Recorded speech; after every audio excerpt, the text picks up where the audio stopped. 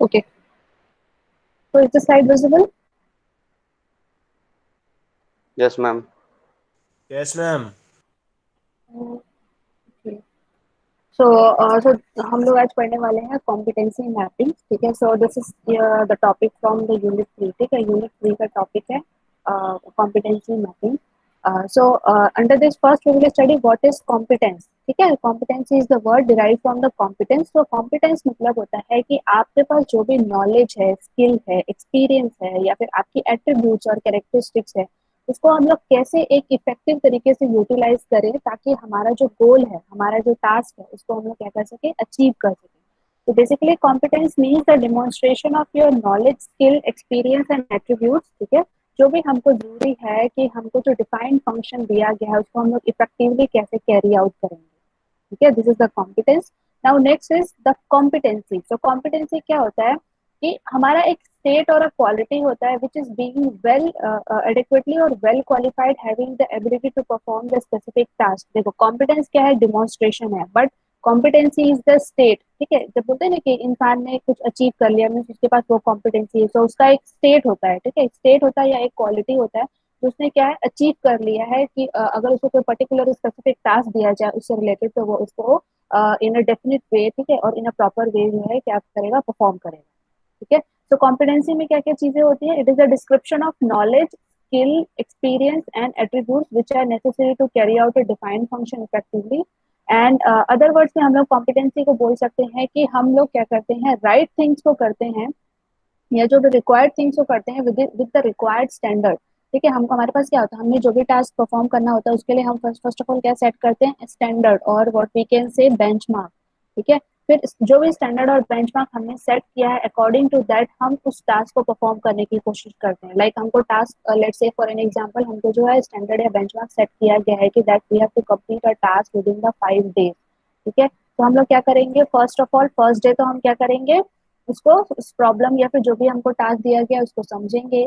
Second day हम उसके लिए प्लान करेंगे, या फिर फर्स्ट डे ही हम प्लान करेंगे, फिर सेकेंड थर्ड डे को हम एग्जीक्यूट करेंगे, फाइनली फोर्थ डे को हम उसका एनालिसिस करेंगे कि हमने क्या क्या किया, क्या वो फ्रूटफुल था, क्या हम इस स्टैंडर्ड या बेंचमार्क को हम मीट कर पा रहे हैं या नहीं. एंड फिफ्थ डे हम लोग को फाइनली रिपोर्ट प्रिपेयर करेंगे, ठीक है. सो ये होता है आपका पूरा प्रोसेस, ठीक है.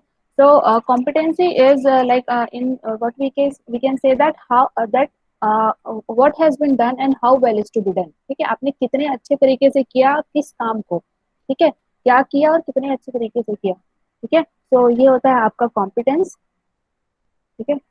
नाउ नेक्स्ट क्या क्या कंपोनेंट्स होते हैं कॉम्पिटेंस में. So there are the 4 components in a competence, और we can say competency, skill, knowledge, behaviour and attributes, ठीक है. So let us see all of this one by one.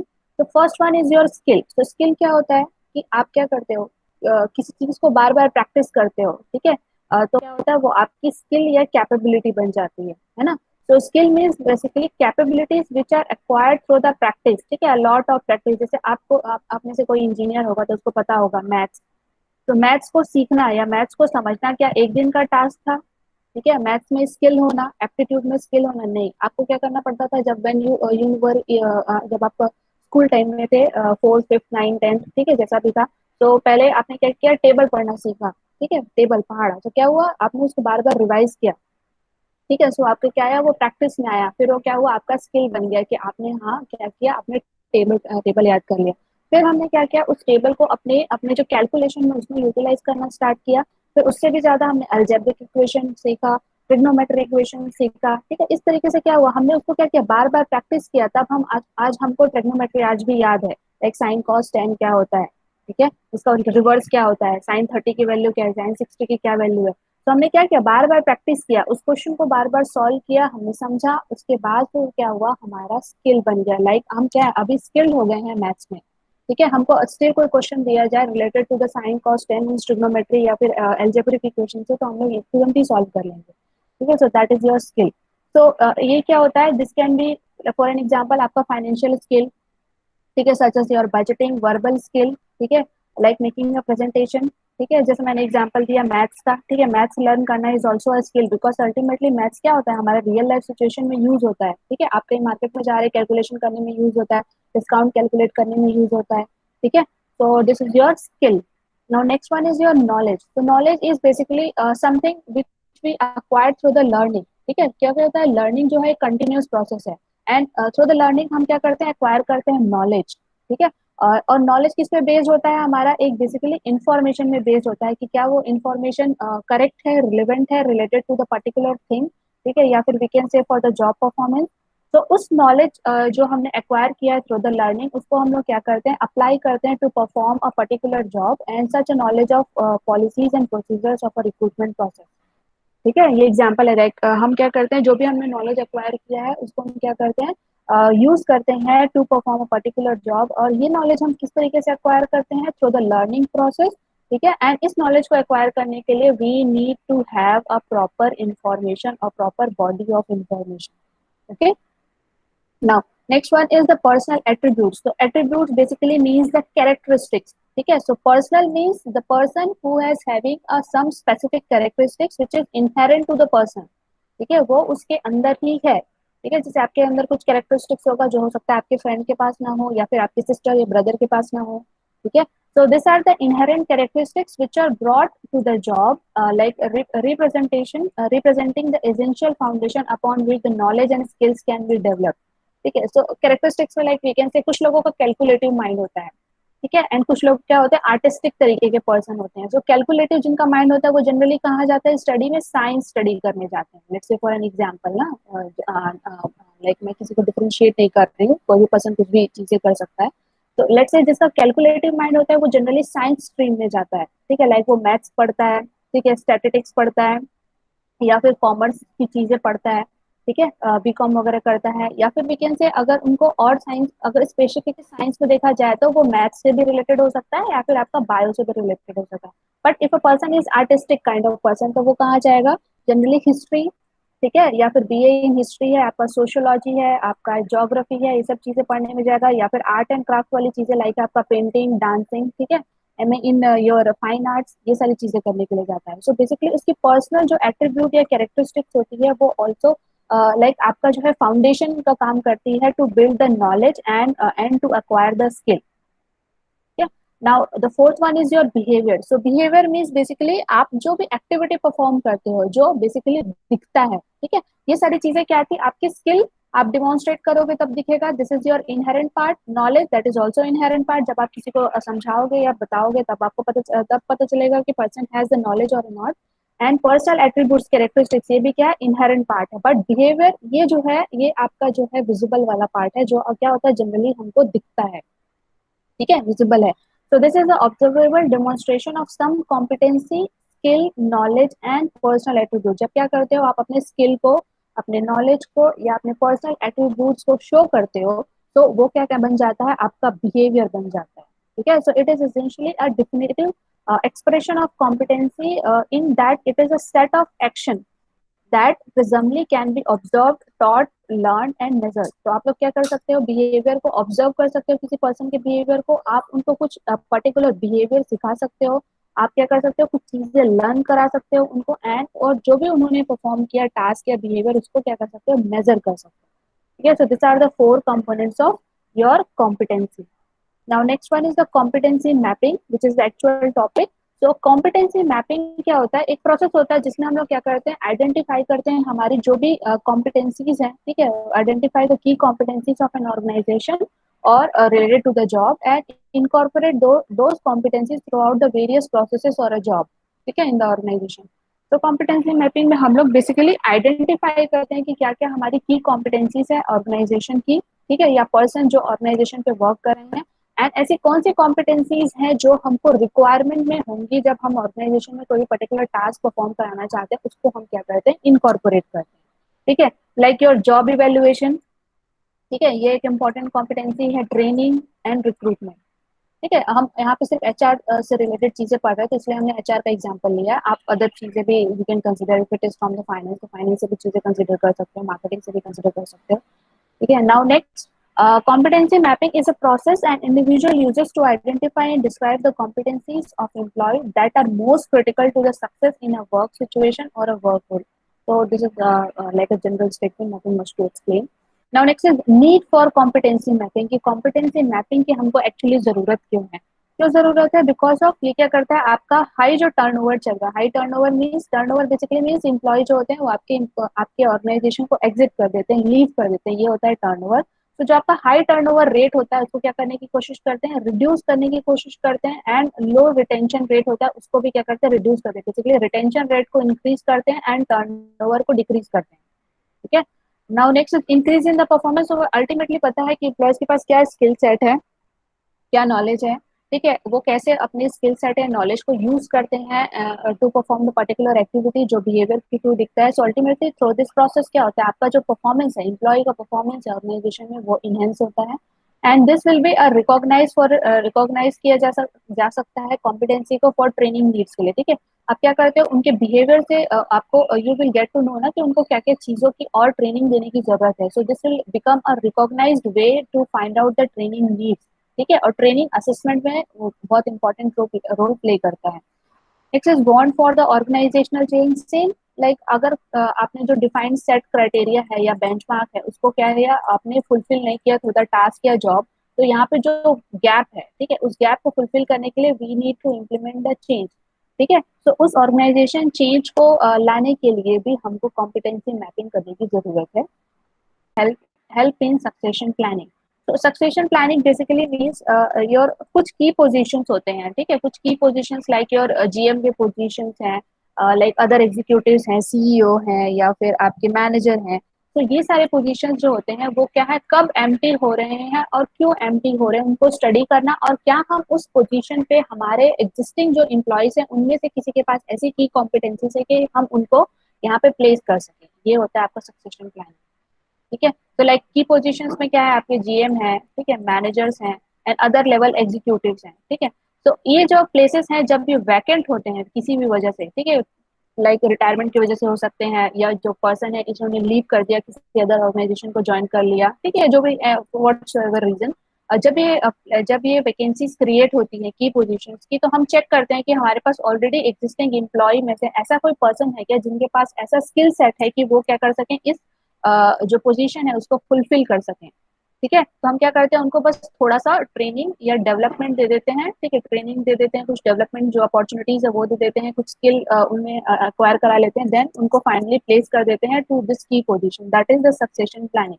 तो basically competency mapping जो होता है वो यहाँ पे वर्क करता है। ठीक है, कि इस इन दोनों के बीच कोई गैप तो नहीं है, and then ultimately this will help in succession planning and long learning curve. Because ultimately आपका जो स्किल है, नॉलेज है, बिहेवियर है, एट्रीब्यूट्स है, ये जो है आप एक दिन में एक्वायर नहीं कर सकते। This are the things which you need to learn throughout your life. ठीक है। आप क्या करते हैं, पूरी लाइफ में कुछ ना कुछ स्किल, कुछ ना कुछ नॉलेज, कुछ एट्रीब्यूट्स हमेशा ही सीखते रहते हो। तो ये क्या होता है, बेसिकली हेल्प करता है इन लॉन्ग लर्निंग कर्व। ठीक है। So this is about the need. Next is process of competency making mapping. So first process under this is हम लोग क्या करते हैं, जॉब एनालिसिस कंडक्ट कराते हैं by asking some questions to the person. ठीक है, like a position information questioner prepare करते हैं, and this will be distributed to the employees. And जो भी एम्प्लॉयज हैं उसको फुलफिल करते हैं, and on the basis of that we will form a job analysis. Under this job description भी हम प्रिपेयर करते हैं एंड जॉब स्पेसिफिकेशन भी प्रिपेयर करते हैं। ठीक है। As you all no what is job description and job specification. ठीक है। तो after job analysis we will go for a job description, जो मैंने पहले बता दिया। ठीक है। और जॉब डिस्क्रिप्शन में क्या क्या होता है, आपका जो भी जॉब है एंड जॉब से रिलेटेड कंटेंट है, लाइक जॉब का टाइटल क्या, जॉब परफॉर्म कर रहे हैं, कितने आवर्स के लिए परफॉर्म कर रहे हैं, क्या क्या मशीन एंड टूल्स की रिक्वायरमेंट है टू परफॉर्म दैट जॉब। ठीक है, कौन सी पोजीशन की जॉब है। ठीक है, all the matters, all the things और contents related to the job is known as the job description. ठीक है। सो ये सेकंड स्टेप में हम लोग करते हैं। Now in third step, the competencies of respective job description becomes a factor for assessment on performance criteria. ठीक है, जो यहाँ हमने जो जॉब डिस्क्रिप्शन प्रिपेयर किया है वो क्या होता है, बेसिकली एक फैक्टर हो जाता है जिसके बेसिस पे हम लोग क्या करते हैं, परफॉर्मेंस को इवेलुएट करते हैं एम्प्लॉयज की। ठीक है। एम्प्लॉय अल्टीमेटली कोई ना कोई ऐसा एम्प्लॉय होगा जो उस जॉब को परफॉर्म करेगा, तो उस एम्प्लॉय के परफॉर्मेंस को हम लोग क्या करते हैं, सबसे पहले रिकॉर्ड कर लेते हैं, एंड उस रिकॉर्डेड परफॉर्मेंस को हम लोग क्या करते हैं, जो हमारे जॉब डिस्क्रिप्शन में जो रिक्वायरमेंट है उसके साथ हम लोग मैच करने की कोशिश करते हैं, मीन्स बेसिकली परफॉर्मेंस का इवेल्युएशन करते हैं। नाउ इन फोर्थ स्टेप, जो हमें इवेल्युएशन में जो हमको रिजल्ट मिला है, ठीक है. So result of evaluation is used to identify that in what competencies individual need the additional development and training. तो हमने जो भी यहाँ पे जो परफॉर्मेंस सेट किया था उसको रिकॉर्ड किया था. इसके बाद जो हमारा जो स्टैंडर्ड है, ठीक है, जो जॉब डिस्क्रिप्शन में जो हमने स्टैंडर्ड सेट किया था उसके साथ हम लोग मैच करने की कोशिश करते हैं. और if there is a gap, तो उस गैप को फुलफिल करने के लिए क्या हमको एडिशनल ट्रेनिंग और डेवलपमेंट देने की जरूरत है या नहीं.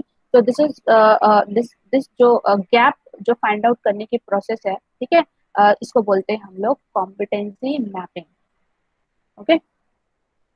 Now next is competency flow model. So competency flow model is this जहाँ पे क्या होता है, आपका फर्स्ट स्टेप होता है personal attribute, motives, knowledge and skill. ठीक है. तो हम फर्स्ट स्टेप में क्या करते हैं, हमारा जो भी हमारा इनहेरेंट कैरेक्टरिस्टिक्स है, हमारा नॉलेज है, हमारा स्किल है, वो हम क्या करते हैं, एक्वायर करते हैं. कुछ मोटिव्स होता है, कुछ मोटिवेशन का लेवल होगा जिसके थ्रू हम इसको क्या करेंगे, एक्वायर करेंगे. एंड देन हम क्या करते हैं, उसको ऑब्जर्वेबल बिहेवियर में चेंज करते हैं. मीन्स बेसिकली हम क्या करते हैं, with the use of all this things, ठीक है, इन सारी चीजों को यूज करके हम लोग क्या करते हैं, वर्क परफॉर्म करते हैं. तो अल्टीमेटली हम जब वर्क परफॉर्म करेंगे तभी वो हमारे बिहेवियर में रिफ्लेक्ट होगा. ठीक है, हम उसको अपने टास्क में या फिर टास्क परफॉर्म करने में यूटिलाइज कर पा रहे हैं या नहीं. देन आफ्टर हमारा जॉब का परफॉर्मेंस होगा. ठीक है, हम जॉब परफॉर्मेंस करेंगे, फाइनली वर्क यहाँ पे क्या होगा, हमारा परफॉर्म होगा. हम उसको क्या करेंगे, कंपेयर करेंगे विद द स्टैंडर्ड. ठीक है. तो आपका ये जो दो प्रोसेस होता है, first and the second process, this comes under your competency. ठीक है. एंड ये जो टोटल है आपका स्टेप, ठीक है, ये टोटल स्टेप आता है आपका कॉम्पिटेंसी फ्लो मॉडल में. Okay.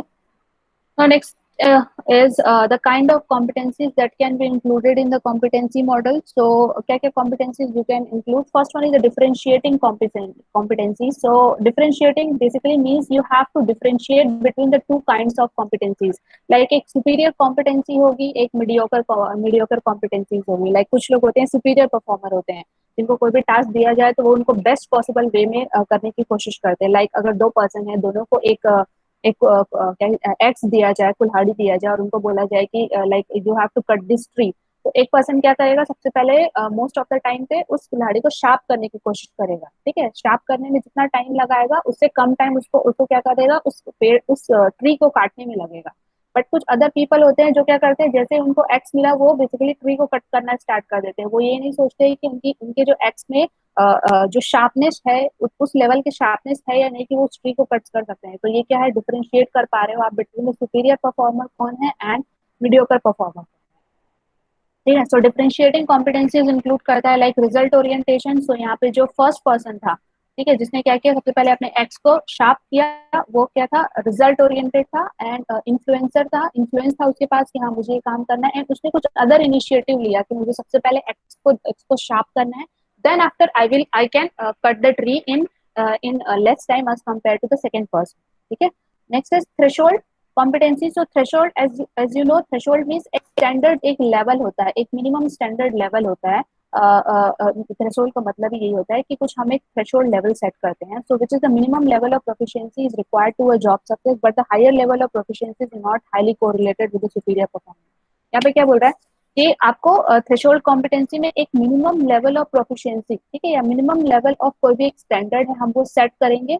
And according to that minimum level of standard ही हम क्या करेंगे, टास्क को अपना परफॉर्म करेंगे. यहाँ पे हायर लेवल प्रोफिशिएंसी की नीड की प्रोफिशिएंसी की जरूरत नहीं है हमको. ठीक है.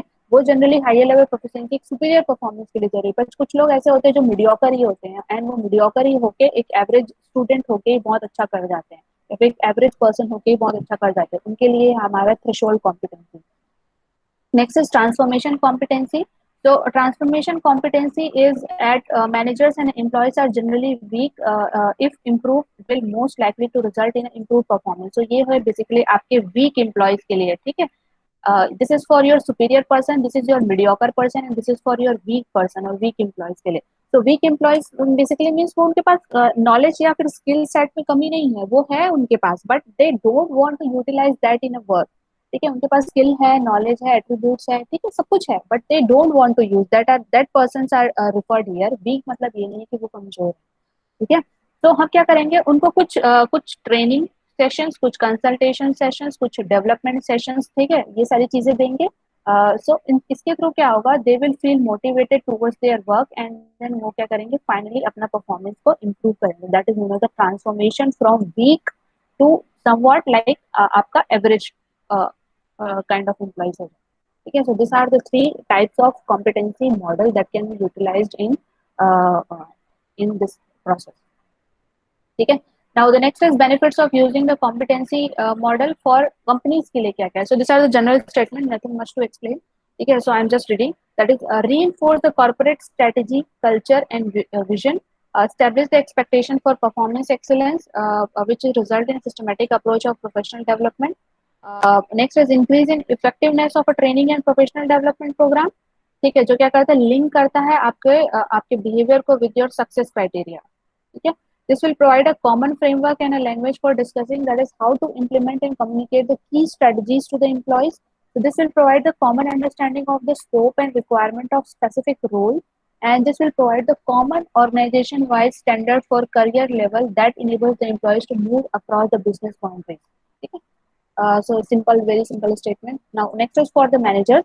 तो फॉर मैनेजर्स के लिए क्या क्या है कि मैनेजर सबसे पहले आइडेंटिफाई कर सकते हैं कि परफॉर्मेंस क्राइटेरिया क्या है, क्या एक्यूरेसी का लेवल चल रहा है, हम उसको कैसे इम्प्रूव कर सकते हैं, and how this will help in hiring and selection process. ठीक है, now next is this will provide the more objective performance standard, because managers के लिए अल्टीमेट क्या होता है, गोल होता है, और उस गोल को अचीव करना उनका मेन टारगेट होता है।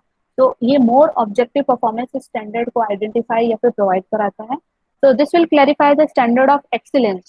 ठीक है, excellence for easier communication and of your performance expectation to direct the report, and this will provide the clear foundation of a dialogue to occur between the manager and employee about performance development and career related issues. ठीक है, बहुत general statement है, you can write by your own. ठीक है, खुद से भी लिख सकते हो। And for the employees, employees के लिए बेसिकली ये है कि उनका सक्सेस क्राइटेरिया बताता है। ठीक है, बिकॉज एम्प्लॉयज के पास जितना ज्यादा स्किल, नॉलेज, एबिलिटीज या फिर उनका बिहेवियर उतना अच्छा होगा, उनके लिए सक्सेस क्राइटेरिया, ठीक है, उनका परफॉर्मेंस में एक्सेलेंस उतना ज्यादा होगा। ठीक है, so that is the behaviour standard of performance excellence required to be successful in their job. So this will support in a more specific and objective assessment of their strength and specify the targeted area of professional development. ठीक है, क्या करता है, more specific होता है and objective होता है, जो बेसिकली आपके परफॉर्मेंस के लिए इंपॉर्टेंट होता है। ठीक है, आपके प्रोफेशनल डेवलपमेंट के लिए इंपॉर्टेंट होता है। तो this will provide the development tool and methods for enhancing the skill. ठीक है, कुछ आप क्या कर सकते हो, कॉम्पिटेंसी मैपिंग के थ्रू कुछ डेवलपमेंट टूल भी प्रोवाइड करा सकते हो। ठीक है, so this will also act provide as a basis for a more objective dialogue between the managers or a team performance development and a career related issue. Okay, so the last one, that is data collection tool, because competency is something which is kind of a survey. ठीक है, सो सर्वे के लिए हमको क्या करना पड़ता है, data collect करना पड़ता है। So there are the various way through which you can collect the data. ठीक है, एंड देन जो भी डेटा आपने कलेक्ट किया है उसको आप क्या कर सकते हो, स्टैंडर्ड के साथ मैच करोगे या फिर स्टैंडर्ड के साथ कंपेयर करोगे, and you will get to know the क्या क्या गैप है, and try to fulfil that gap through the competency mapping या फिर उनके कॉम्पिटेंसी के लेवल को इनहेंस करके। So, what are the tools available for data collection? First one, behavioral event interview।